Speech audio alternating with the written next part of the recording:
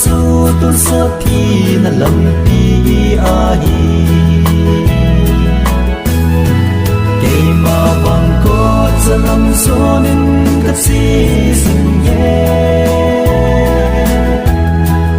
ai not nin ka pakai sin ni ko ve ka chon sit na zo si ai ngai dam ta ka ki pa e pa kai hallelujah amen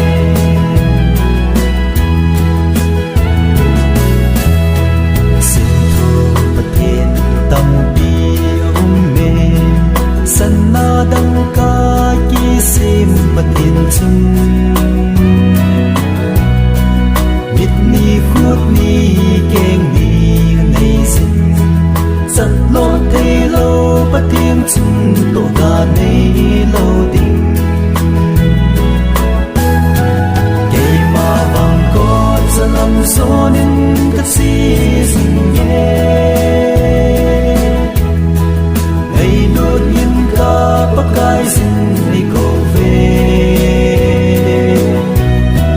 ka chon sit na zo si ai ngai dam ta ka ki pa e pa kai hallelujah amen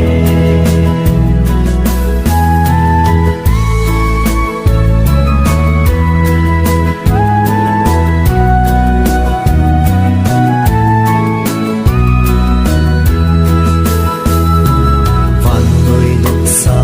na ka na holin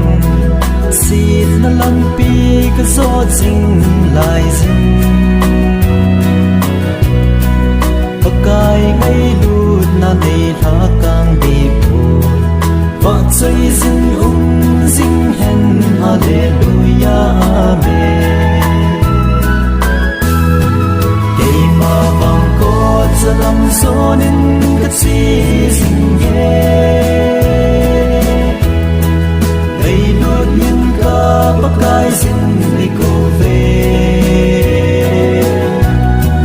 ka chon sit na zo si vi ngai dam ta